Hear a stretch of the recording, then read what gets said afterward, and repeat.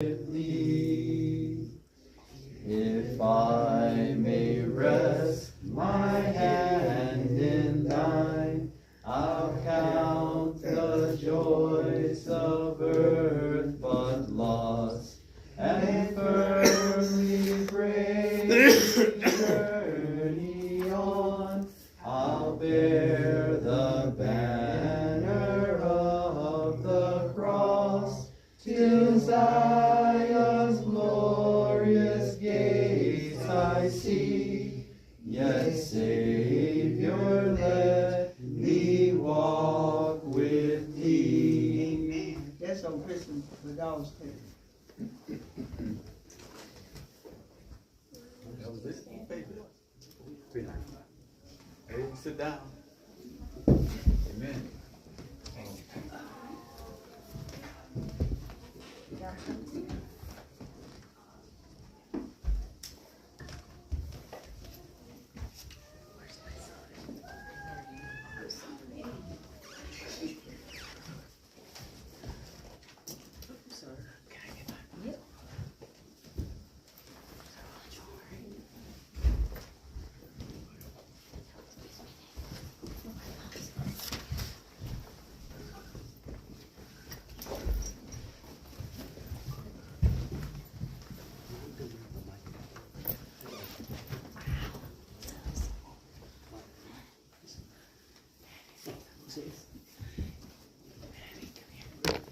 He's on the side.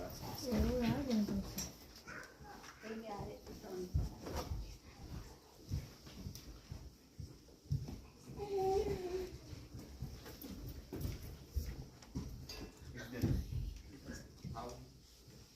That's sweet, man. That's sweet.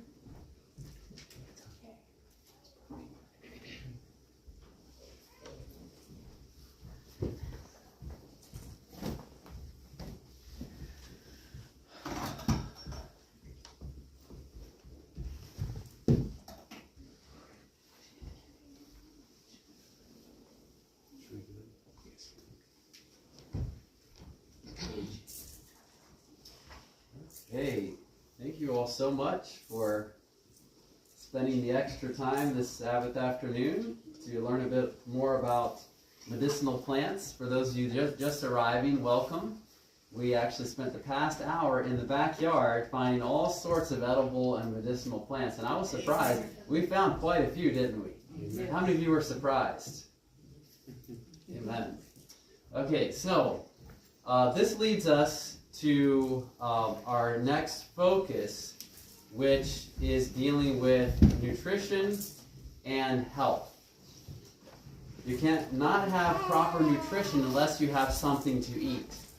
And if we're going to survive in the events leading up to the biblical end times, we need to know how to forage for natural nutrition and natural medicine. And we learned a little bit about how to do that today. I want to talk more about some of the things that we found, particularly this white pine. If anyone has a branch they can hold up, just to show everyone, those that were not here. The eastern white pine grows all over North Carolina, so this is a tremendous blessing in a plant. Can anyone tell some of the medicinal benefits of the white pine? Anyone remember? Asthma, okay. Yeah. And how is it beneficial to asthma? You said open it up? Well, it can, not in an indirect manner. And I'm going to show you the physiology behind it, but you're on the right track. Anyone else have any thoughts? Yes? Doesn't it have nutrition? It does. What's it high? What are the needles high in? Vitamin C. Okay. And is vitamin C necessary? Oh, Oh, yes. Yeah. Probably many of the sailors aboard all those boats that came over from England would have loved to have some white pine to prevent scurvy, I believe. Yes. Yeah, vitamin C deficiency. So very, very important source of vitamin C right there. What's another medicinal property of the white pine? Anyone remember? What about wounds? Remember? If the tree has a wound, what does it put on it? Kind of sick. If you have a wound, what do you put on it? It's the same thing, right? It's God's remedy for wounds. Pine sap is naturally antibacterial. It can help hold small wounds together too. They will also stick to your fingers. Yes, definitely. And it also will catch bugs. That's why in the tree itself, if a bug is eating into the tree, it produces this sticky sap, and that captures the bug, and it dies. So it's the tree's protective mechanisms. Okay, so let's go ahead and let's talk a little bit about some of the benefits dealing with asthma found in the pine. And this actually can be any pine tree, by the way. This was a survey that looked at people who had asthma and their concerns about their use of inhaler medication and other asthmatic medication. It's interesting because, take a look, the vast majority of people worried about the long-term side effects of their medication. 91% of respondents worried. Why is that? Because there are quite a few long-term side effects of inhaled steroids. Okay? And so and take a look at this. Regular use of this medicine will weaken my bones. Yes, that can happen. So wouldn't it be nice to find maybe some other alternative natural treatment for asthma? Well, here's one thing to consider. There are a couple things. We'll go through this one first of all. There are cells in our bodies known as natural killer cells. Natural killer cells are one of the most powerful of all of our immune cells, and they're probably the most autonomous. What does autonomous mean? They can do things on their own. Okay? They are the commandos of the immune system army. They're known as the innate immune special forces, and they form what's called the cancer surveillance or tumor surveillance system, kind of like a neighborhood watch for cancer. They keep an eye out because cancerous growths are starting all the time in our body, but especially these cells right here are able to spot them and destroy them. They're also able to spot viral infected cells and destroy them as well, because viral infected cells act very similarly to cancerous cells. They both are very secretive in terms of what they're doing. There are normally proteins that human body cells put on their exterior, all except for, I believe it's the white blood cell, the red blood cell, they don't do this. But all other cells pretty much put these proteins that tell other cells in the body, hey, we're a member of this body, we belong here, and this is what's going on inside of us. They put little snippets of proteins that are being made in the cell on their exterior. Why is that important?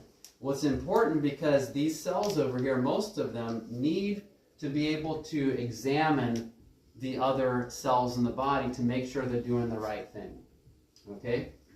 Now, cancerous cells or viral infected cells, they can produce those proteins, but oftentimes they don't. You know, the COVID infection, there's a protein that is found in the SARS-CoV-2 virus that shuts down the production of those proteins that would normally enable the immune system to detect the COVID infection.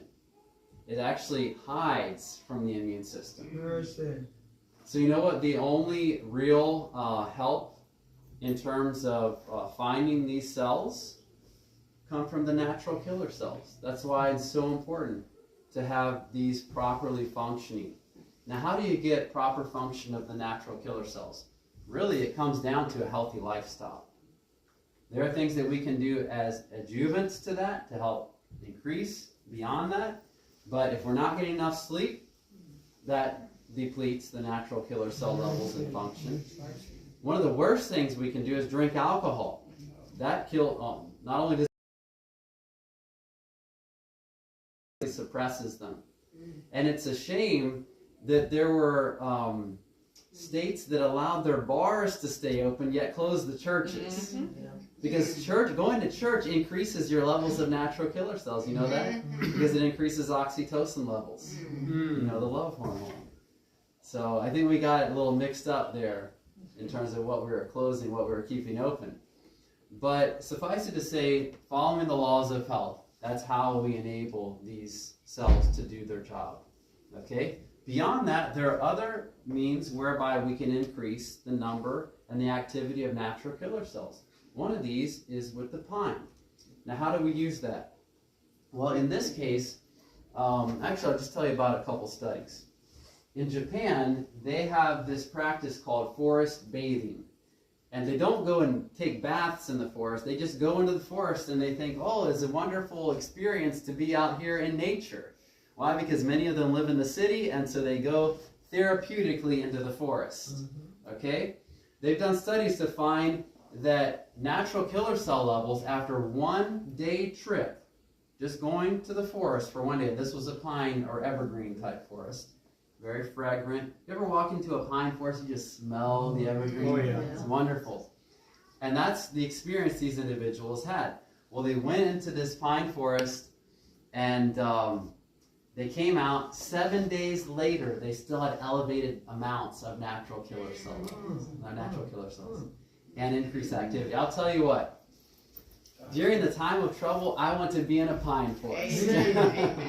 Because we know pestilences are going to be everywhere, but that is going to be a wonderful place for God's people to take refuge. Let me tell you a little bit more about some of the other effects of the natural killer cells. When a person has asthma, usually they have overreaction, an allergic overreaction from the eosinophils, another type of cell. The helper T cell helps to activate these eosinophils, and it can cause airway inflammation in the bronchioles, and this is what it looks like. So, in a normal cross section, so think of this as the tree of life in the body. If this doesn't work, there's no life, right? You have to have oxygen to have life, and get rid of carbon dioxide. So the bronchial tree, it comes down here, down the trachea, branches off over here, and goes into the different lobes of the lungs. Here's where you have the bronchioles. The bronchioles are what are constricted during an asthma attack. So this is where your respiration or your respiration takes place, where you get rid of carbon dioxide and from the body, and your body absorbs oxygen. They're called the alveoli. But if these are constricted, what happens? You don't get that exchange, that ventilation. So it's very important to resolve this quickly. In fact, it can definitely be life-threatening. This is what it looks like during an asthmatic attack. This is a normal asthmatic airway. So you can already see, even a person with asthma that's not having an acute asthma attack, they still have less ability to breathe. See that? See the difference there? Wouldn't it be nice to be able to resolve some of this inflammation over here? Yes. You want to know how to do that? Yes. Okay, take a look at this. Go back to this diagram. Studies have found that natural killer cells produce a compound is known as resolvin E1. And when natural killer cell levels are high enough, or at least normal, and natural killer cells are functioning properly, they produce plenty of this resolvin E1. What does this resolvin E1 do? It comes over, it tells the eosinophil and the helper T cell, stop fighting the body.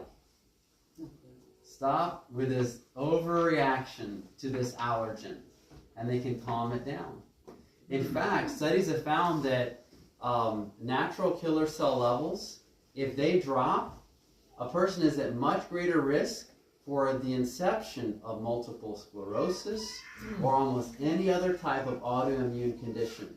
And you see one of the mechanisms whereby that could happen, right? Because the natural killer cell, not only does it fight viruses and cancer, it helps prevent the onset of autoimmune disease. So very, very important cell to have functioning properly. As I said before, what's one of the things that we can do? We can smell the pine. Now, just going out and spending time by the pine tree gives you benefit. So the researchers in Japan wanted to know, what happens if we get a big dose of it? Let's say we, and in fact, this was their study. They took, I believe, I forget how many men there in Japan, maybe 10 or 15, and they brought them into a hotel room, and they had a vaporizer running with that was basically putting out steam, and the steam was picking up this little reservoir of pine essential oil and was taking it into the air. And so the whole room smelled like pine. Now guess what happened? After only 3 nights staying there, now they left during the day, they came back and slept there during the night. 3 nights exposure to this pine essential oil increased levels and function of natural killer cells for over 30 days. 30 days. So you can see this is a very, very powerful remedy. Not only would it help potentially for reducing the severity of asthmatic inflammation, but also fighting cancer and also preventing viral infection.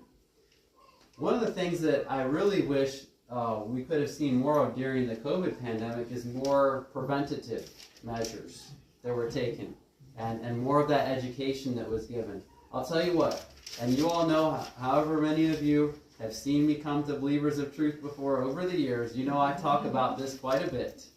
And that is prevention, and especially preventing viral infection. Well, right before, and actually this was during the initial stages of the COVID pandemic, we went up to Maine, and I was doing some work up there, working with some churches. And this was when COVID was just starting. Remember, the lockdowns were just starting? And we had about a month of programs scheduled. And we got through the first weekend, and the pastors were saying, we think we're going to have to close the whole church down, and all this was going to happen. And so they said, Ron, you at least have one more opportunity to present. And I thought, okay, I've been presenting on this subject for the past 7 years, okay? And that now it's all happening, you know? And I remember that night very distinctly. There was a huge crowd that came out. Why? Because everyone realized the value at that point. The topic was preventing viral pandemics and what you can do during these times. And so the place was packed. And I had these vials of pine essential oil that, you know, we support ourselves with these products from time to time.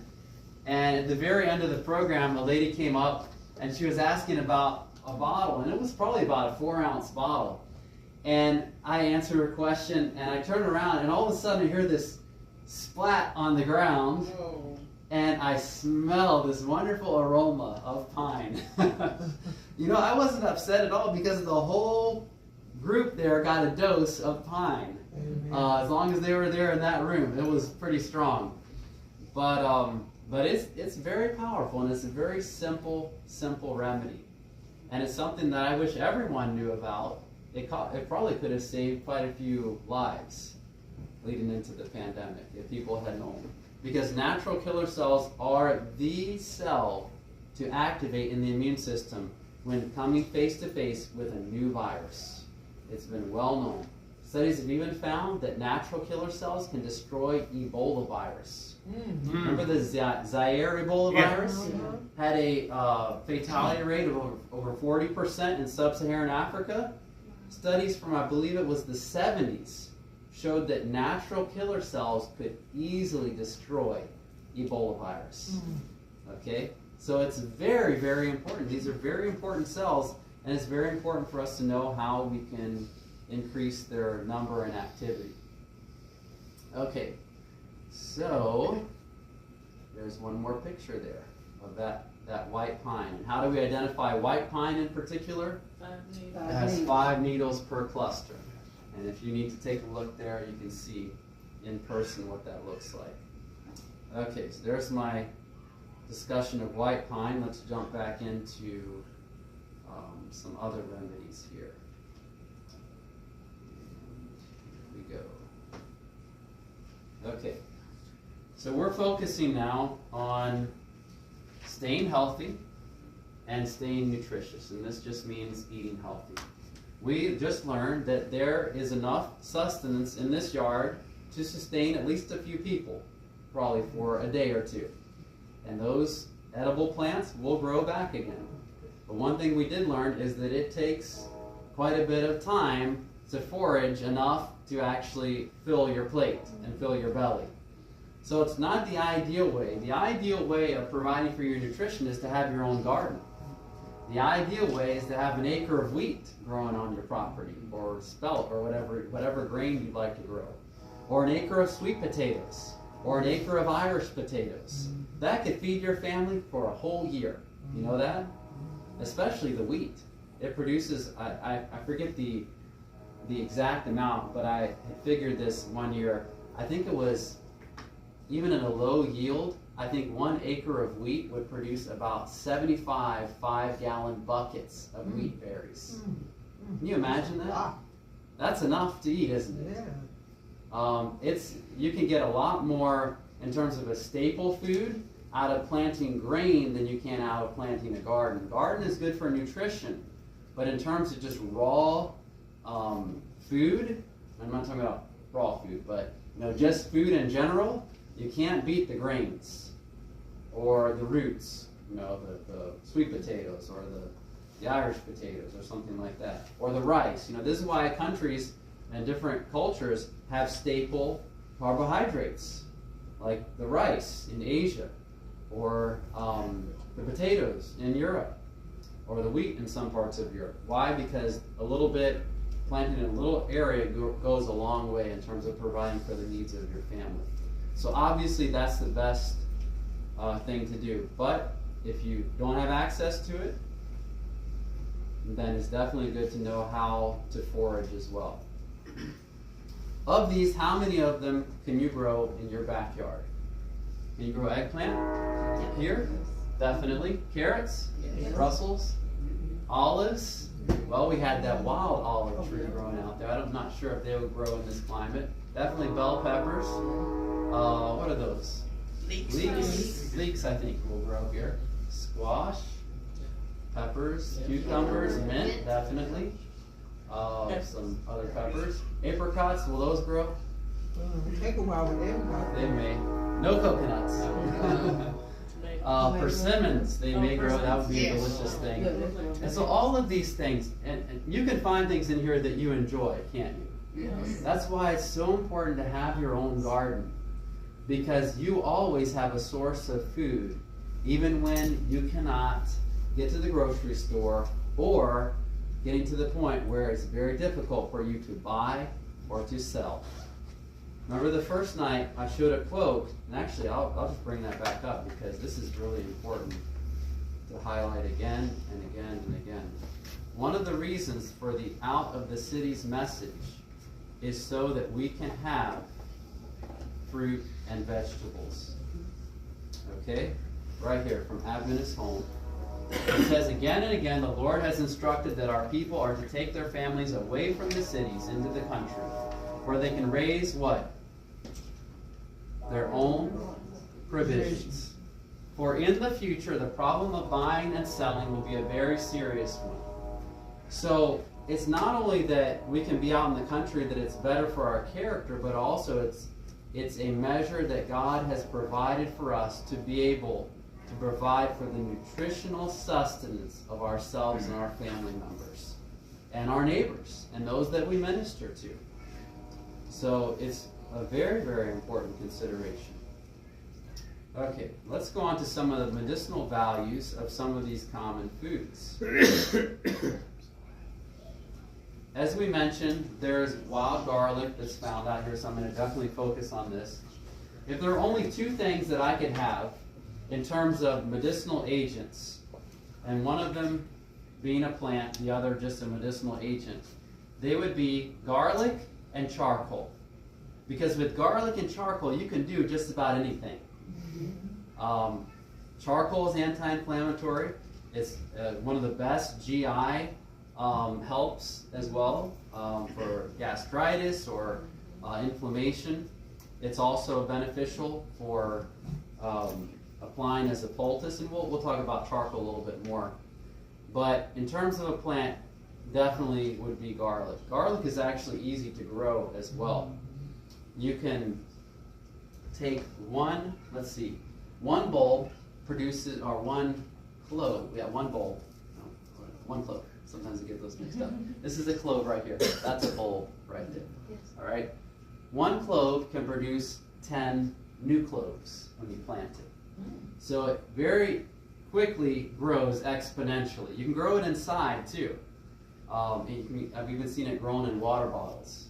One clove can produce. One clove can produce 10 more. So one clove can produce a bulb? yes, basically. Okay. Yes.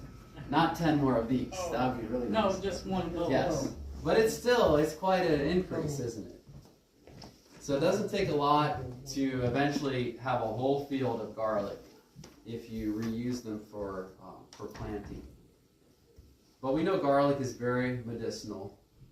The study that was done in 2014 that found that the allicin in particular, which is a compound, medicinal compound, has significant medicinal properties, decreasing the amounts of hypertension and other associated conditions with hypertension. What's hypertension known as? What's the high blood pressure? The silent killer.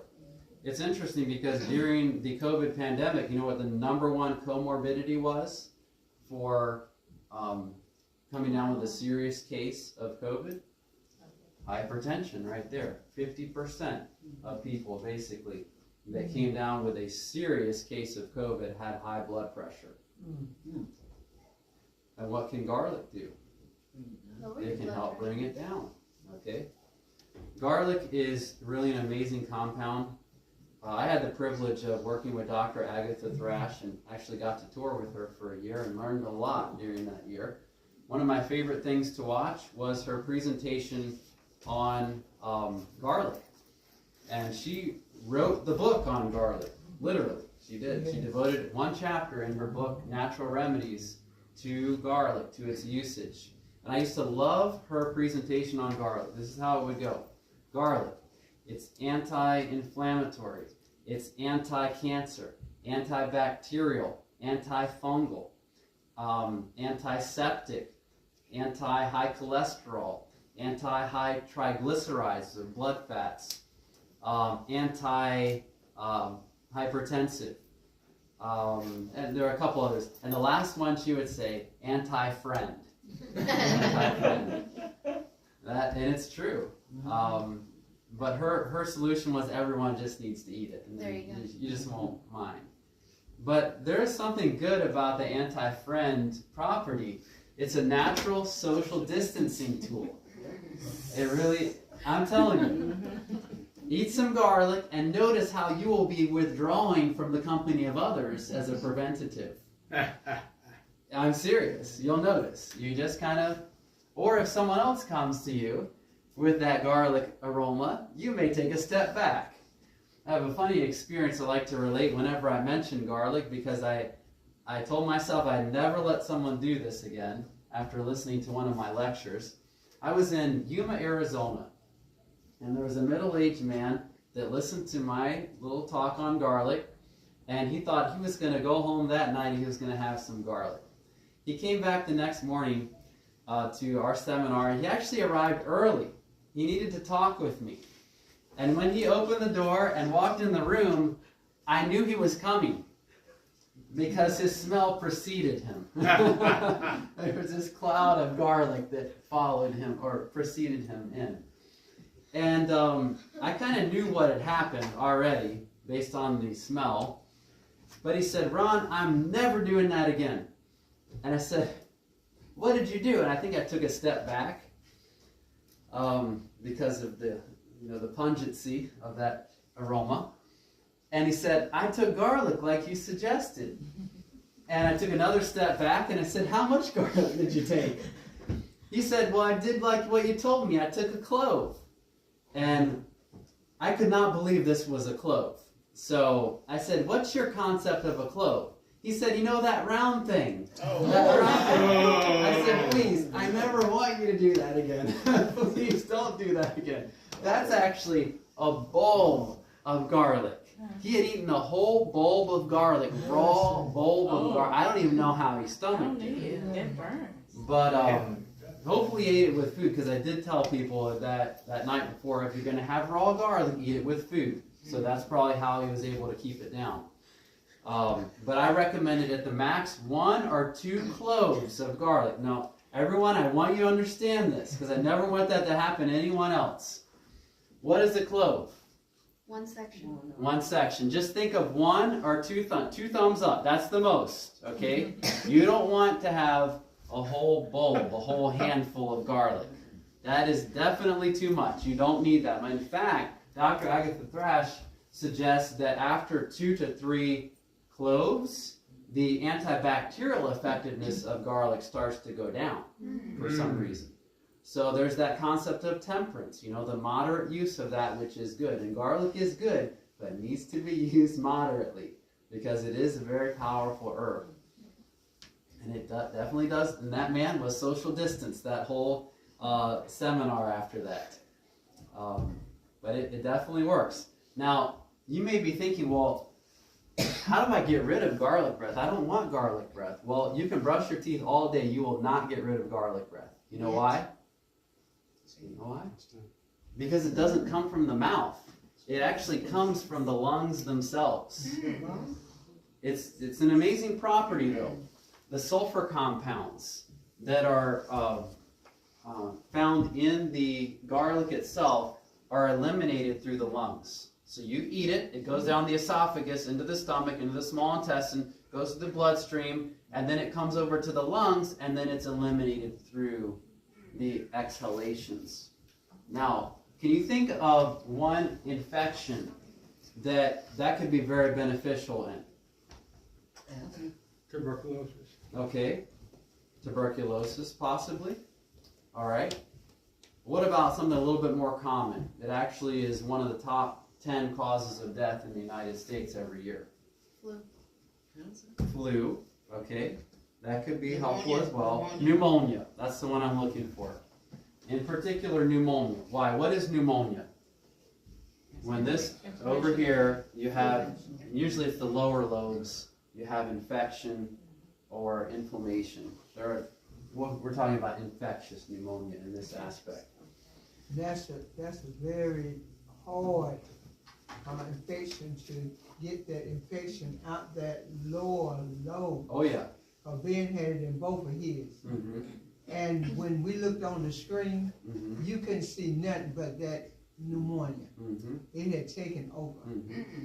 And Yeah. they showed me, you know, how intense it was. Mm-hmm. And it took him a long while to get that stuff coughed up Yeah. and out. Did he have a flu influenza before the pneumonia? Had you had one before, baby? I mean, during that, was it flu that started it? No. Oftentimes flu will start a pneumonia. You know why? Because influenza shuts down the production of the cells that fight bacteria and fungus, and oftentimes pneumonia is caused by bacteria and fungus. So immediately following influenza, you're much more at risk for developing bacterial pneumonia. And that's probably what most people get it. Flu epidemic. Okay, yeah. And we went to the hospital for her back was taken Okay, and sitting in the The virus was in the waiting room. yes. going Because- into the bathrooms. Mm-hmm.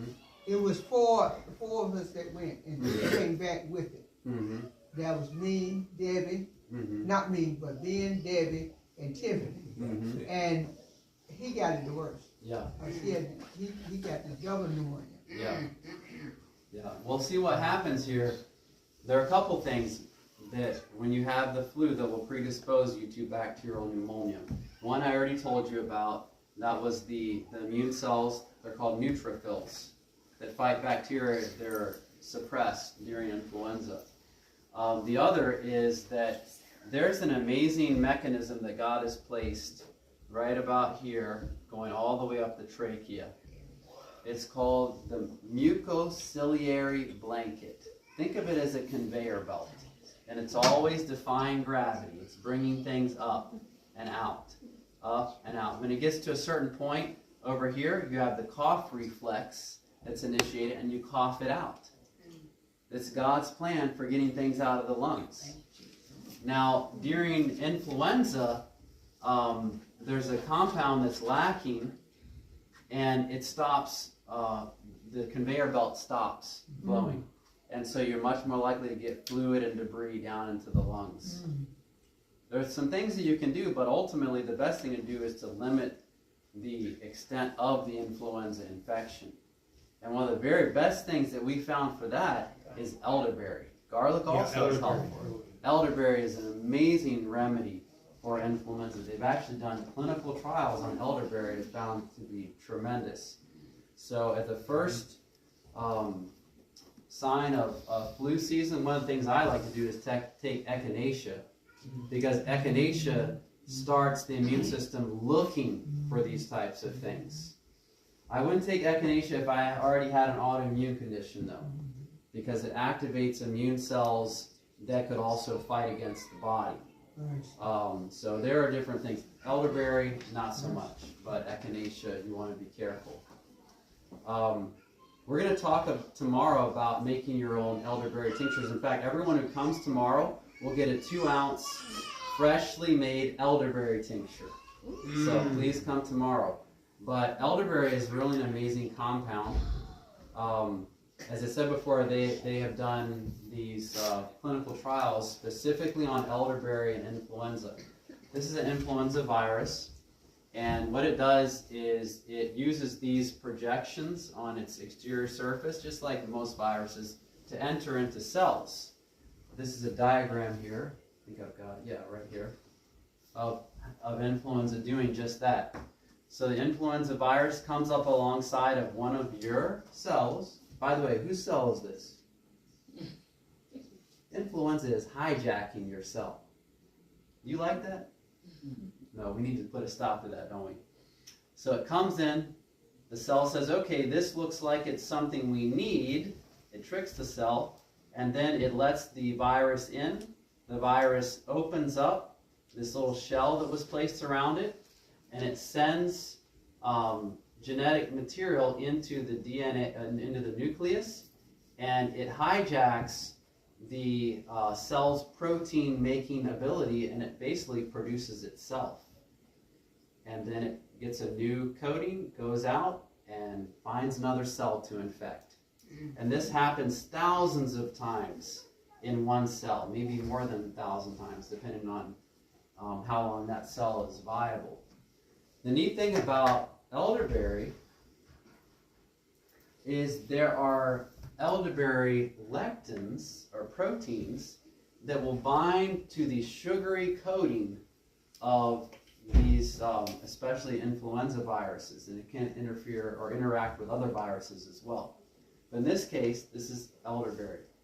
Elderberry potentially could stop the transfer of the virus into the cell altogether. That's a nice thing, isn't it? But if it does get into the cell, let's say there's not enough coating of the lectins around the virus. If it does get into the cell, there's something really amazing that happens in the protein-making factory.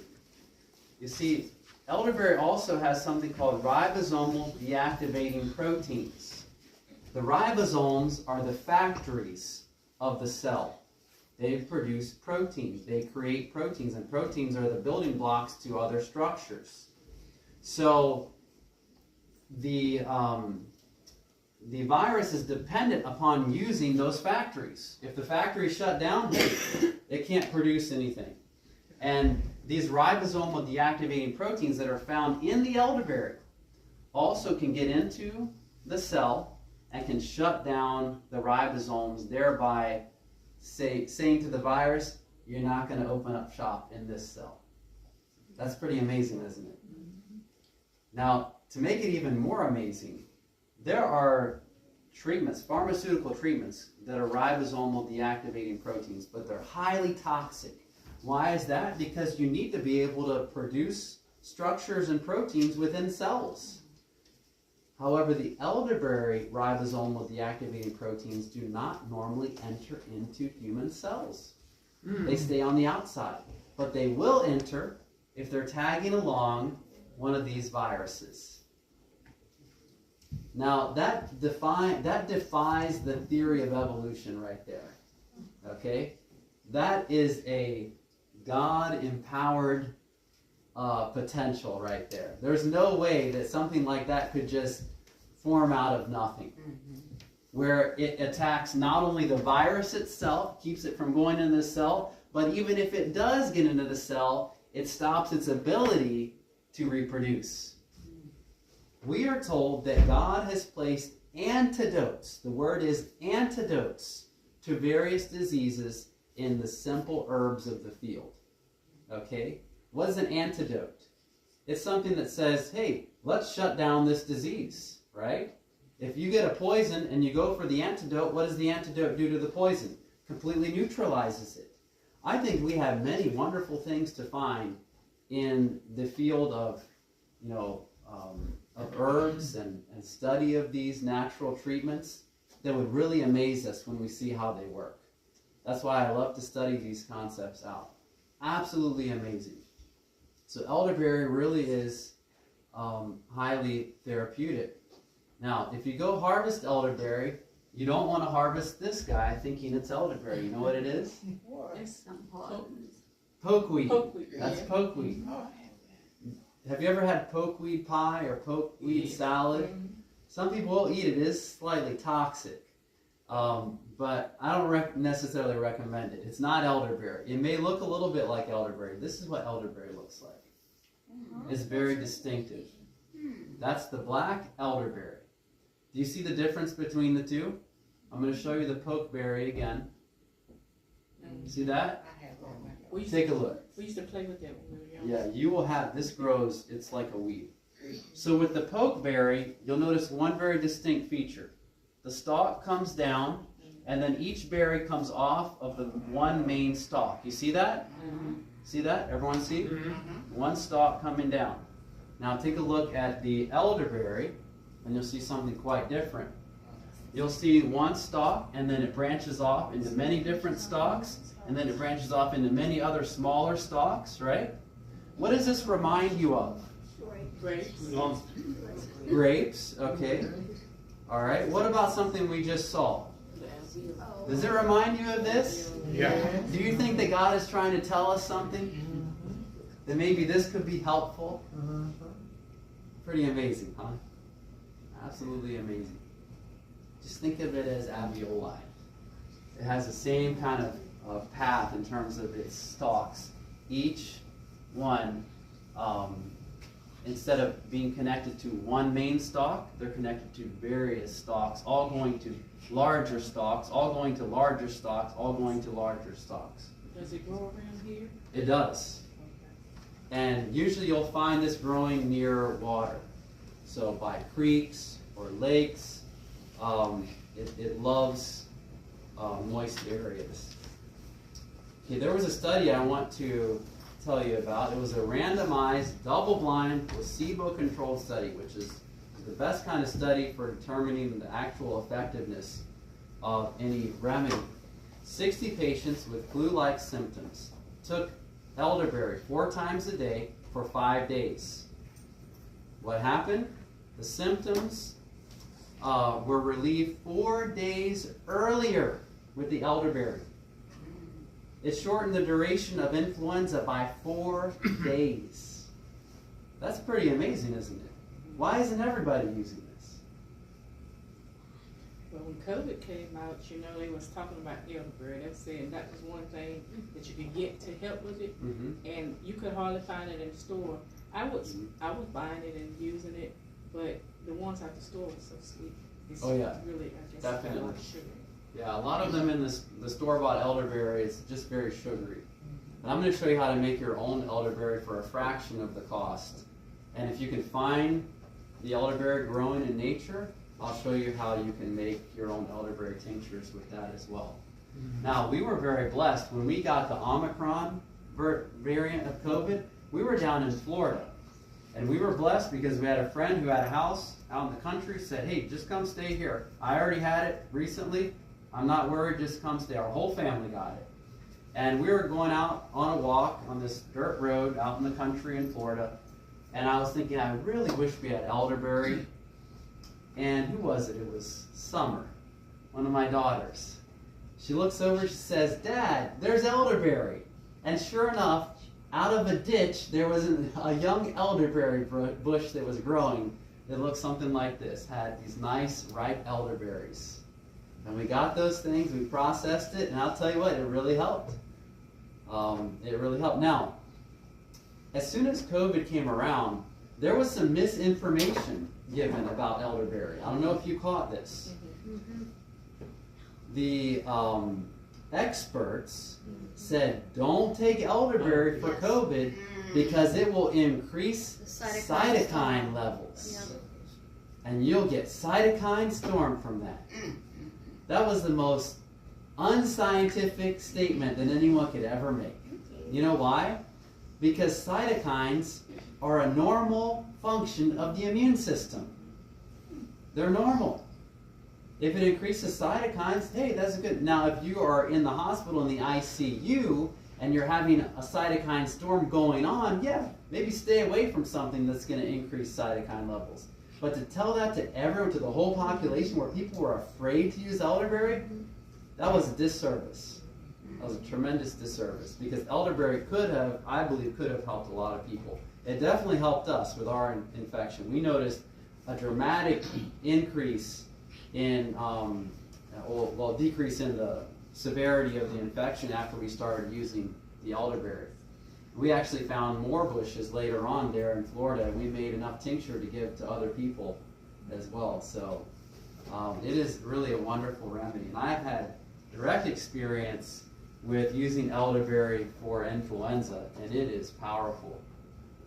For those of you that might be struggling with asthma, this same study that looked at elderberry and influenza found that individuals that had asthma were much less likely to need breakthrough medications during influenza infection. They didn't have those flare-ups of the asthmatic condition during that acute infection from influenza. So elderberry really is a wonderful, wonderful treatment. And I'll be honest with you, the best way to take it is to make your own elderberry products. You'll get much better effect from using your own products. We've made elderberry products probably for the past, 10 years, maybe even longer than that. And what we found is that the store-bought types and varieties pale in comparison in terms of their effectiveness with you just simply making it yourself. And so come tomorrow if you want to learn a simple way to make elderberry tincture, and also to go home with some of it as well. Any questions on elderberry? Anyone? Okay, now let me give you a warning about elderberry. I believe that God has placed protective mechanisms in this bush because it is so amazing. The only animal that I know that will eat this are bear. Bear love elderberry, and they don't seem to be affected too much by it. But if you pick a cluster and eat it raw, you know what's going to happen? You will throw up. It's not going to be a pleasant experience. There are some compounds in here that are very noxious to the lining of the stomach, and you'll throw up. You have to process it correctly, which just means you have to cook it down. And even then, you don't want a huge dose of elderberry. Now, the same thing with garlic. If you eat garlic on an empty stomach, you will throw up. It's just this reaction that happens. So you just need to know how to utilize these things. Not necessarily be afraid of them, but know how to use them. Because they are very, very beneficial. Okay, let's go on here. Let's just talk about the benefits of the plant-based diet for the end time survival. There was a study recently that was done on the odds of a severe COVID infection or death? I believe it was severe COVID infection. Yes, that's what it was. And it looked at different types of diets. The plant-based diet, also the plant-based diet, or it's a fish basically. Instead of eating other types of meat, just eating fish and fruit and vegetables, legumes, that kind of thing. So adding in the fish to the diet, and then over here, low-carb, high-protein diets. Now, which is the diet that is the fad diet of today? Low-carb, high-protein. What's another name for that diet? Keto diet. Okay? And even to this day, I will see posts from physicians and adherents of this philosophy that say we need to get into our keto diet and help prevent infection from COVID. And I don't know where they're getting this information from, because these studies have really shown the best diet for prevention of a severe COVID infection is not a keto diet. Keto diet is actually dangerous. The best diet is the plant-based diet. Plant-based diet. Just like the meal we had today. That was prevention. That was end-time prevention right there. And you can see here in all three of these studies, the plant-based diet decreased the risk of a severe COVID infection. Compare that to the diet that most people are eating, and this is considered by some, even by many, to be a healthy diet, to be the diet of choice for those wanting to lose weight, or to even calm autoimmune conditions. But by far, the greatest health benefit is from the plant-based diet. Okay, let's go on to another remedy. And we're going to talk about this, and this is going to be our last remedy for the day. We'll talk more on other issues tomorrow. I'll actually show you how to make your own charcoal as well tomorrow. Let me just show you how not to make charcoal. Don't do this. I had a friend who would burn his toast intentionally. And I asked him one day, why are you doing that? He said, well, you know, I'm making my own activated charcoal. And I didn't know any better, so I thought, oh, okay, well, I don't want to eat it, but if you want to do that. Well, come to find out that you don't make activated charcoal here. This is charred food. And so what you do is you create a whole lot of carcinogens, cancer-causing agents, when you burn your toast and you eat it intentionally. I don't even eat burned toast unintentionally. I stay away from it because I know how bad it is for you. Another thing that is not edible, charcoal briquettes. Don't use these either. They're filled with chemicals. Okay? Another one, burnt marshmallows. Oh, wow. These are toxic. We do that all the I time. hate to break it to you. I used to love these when I was young. But this is burned food. Burned food is not charcoal. What is charcoal made from? Wood. It's made from wood, in particular hardwoods. This one here is coconut shell charcoal. I believe it's the very best type of charcoal. It tastes better too than the standard hardwood-based charcoal. But we'll actually describe, and hopefully if the weather clears tomorrow, we'll learn how we can actually make our own charcoal. Okay? Now, football field. Why do I have this? Well, charcoal works by adhering. It's kind of like a magnet to toxins and to organic materials, to poisons even, many poisons. And it will adhere these toxins or poisons to its surface. Now, the amazing thing about activated charcoal is 1 cubic centimeter. Actually, no, this is 1 teaspoon of activated charcoal. 1 teaspoon of activated charcoal has the surface area of a whole football field. Do you think that could absorb a lot of toxins? Most definitely. A little charcoal goes a long, long way. A long way. It's an amazing opportunity just in 1 teaspoon of charcoal. How do we take charcoal? My favorite is the charcoal slurry. And I'm going to teach you a way to make it in which you can reduce the amount of mess that we make. The most common side effect from using charcoal is a big mess, especially with children. But here's one thing you can do. And I learned this from Dr. Agatha Thrash, the expert on charcoal. You fill a glass, and this is a little bit too high, fill it about halfway full. And then you take your charcoal carefully and you put it on the top. Then you stir it slowly and it mixes in as it sinks down. What's the alternate? Well, you could put the charcoal in an empty glass and then you pour the water in and you have a cloud of charcoal dust that goes everywhere. So that's just one little simple thing you can do. Some people like to make their charcoal slurries a little bit more appetizing, but I just like to just take and get it over with. One thing you want to do, though, is to avoid drinking the very last dregs of the cup. Why is that? because the real gritty, larger particles will go to the bottom. And if you're taking this to prevent nausea and vomiting, and you get that in the back of your throat, it's over. It's done. That's why just leave that gritty stuff there in the cup. Don't worry about it. Just throw it away. Rinse it out in the sink. Rinse it down the sink.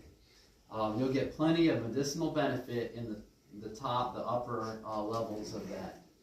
You don't have to throw away much. It's usually about right there is where you find most of the grit in the charcoal slurry. Okay. Now, if you really can't even stomach this, there's good news. Studies have shown that even mixing charcoal with yogurt has health benefits. And I don't know why they chose yogurt, or they just did. But what they found was that this basically was like a charcoal yogurt slurry, which would basically turn your yogurt pitch black. And it doesn't really change the taste. Charcoal doesn't really have a taste to it. But what it found was there was no loss of efficacy in mixing it with this yogurt. So if you can't take it, drinking it, then close your eyes and just eat your favorite yogurt.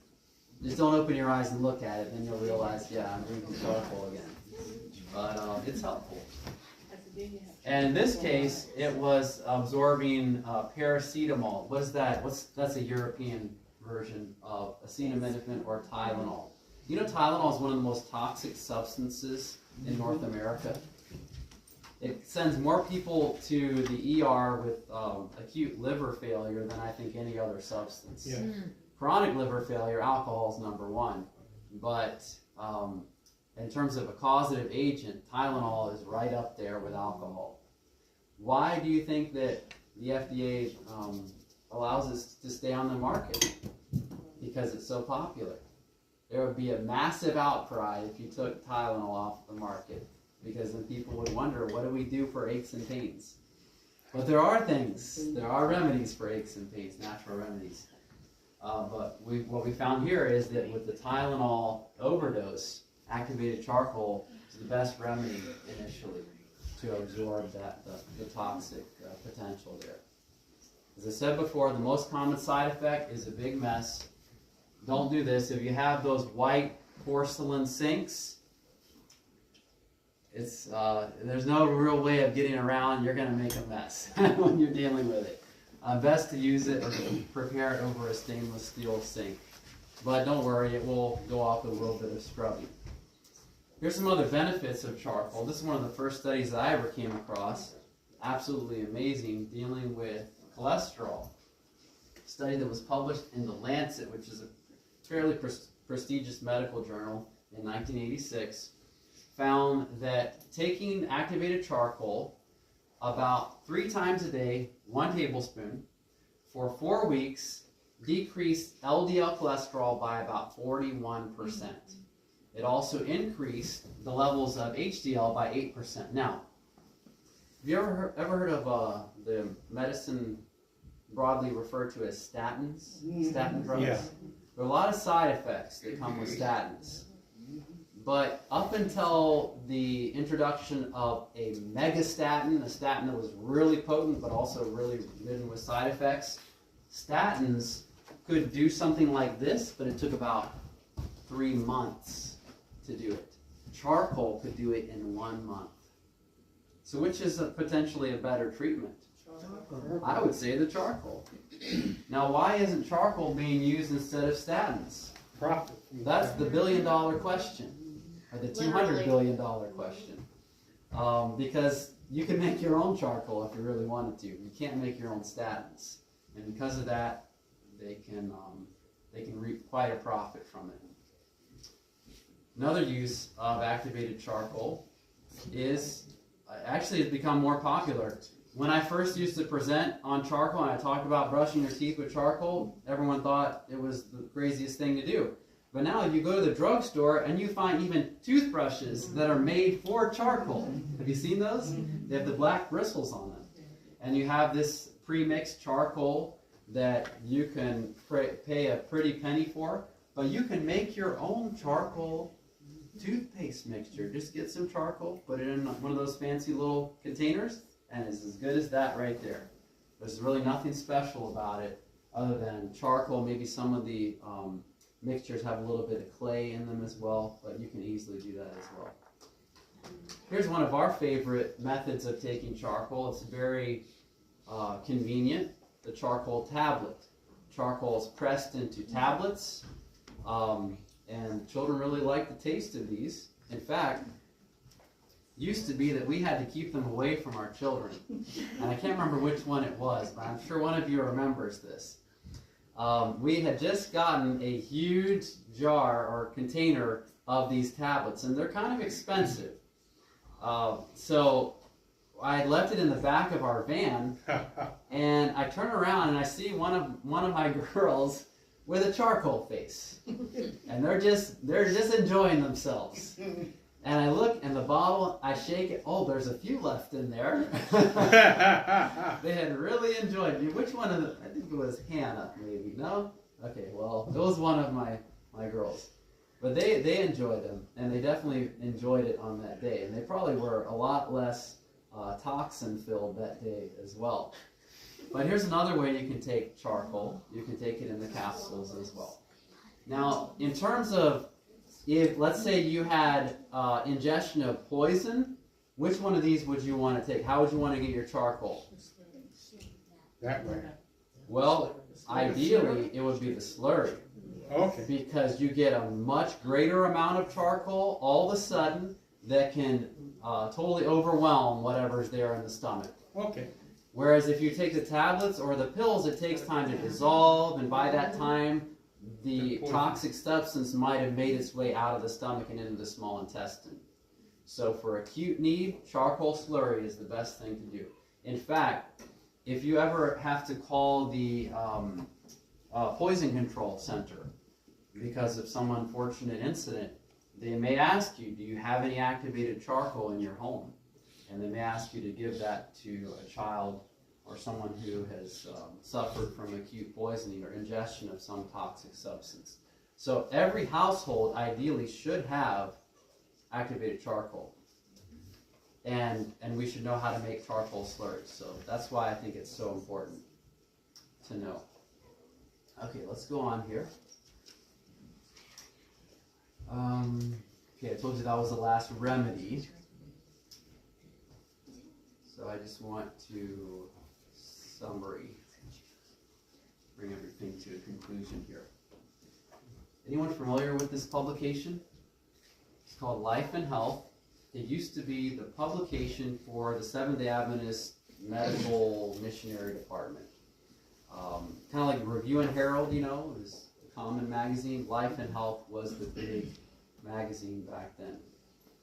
Well, this magazine was published in 1919, right after the Spanish influenza pandemic of 1918. What happened during 1918? Up to 60, estimates are up to 60 million people died from influenza. 60 million. Now, during that time, Seventh-day Adventists had a few sanitariums, and there was definitely a general diffusion of knowledge among Seventh-day Adventists dealing with how to do hydrotherapy and those types of things. But the director of the General Conference Medical Department in 1918 said, we missed a tremendous opportunity as a people. We were totally unprepared. You know why? Because, yeah, they had their sanitariums, but the common person in the Seventh-day Adventist Church did not know how to do these treatments. He said the common person in the Seventh-day Adventist Church would have had 10 times as much work that they could do in terms of evangelistic medical missionary work if they had been ready than they could have done. Can you imagine that? You would need to duplicate yourself 10 times. Even if you knew everything that you could do to help people, there was that much need during that pandemic. Now, why do I bring this up? because this influenza is also known as the 100 Years flu. And just as it came in 1918, it came over from birds called avian influenza. It's projected to come about every 100 years. You know what? We're overdue. We're overdue. And scientists and epidemiologists have predicted that when this comes around again, we may have up to 360 million people die worldwide. Now, can you imagine how many people died from COVID? A couple million, maybe? Right? Something like that? Can you imagine 360 times that amount of casualties in a year? How many of you think things got bad during COVID? Well, we haven't seen anything the likes of this. And so I think what we need to do is realize, well, was I ready for COVID? If not, what can I do to be ready for the next pandemic? And even if I was ready for COVID, am I ready for the next step up? Am I ready? Because you know what? Pestilences are a sign of the times in which we're living. In Matthew 24, it's one of those things we know is coming. And what else should we know? That God is calling each one of us to be medical missionaries. Over 100 years ago, we're told the time has come for every member of the Seventh-day Adventist Church to take hold of the medical missionary work. How many of you want to do that today? Amen. Amen. Amen. Let's close with a word of prayer.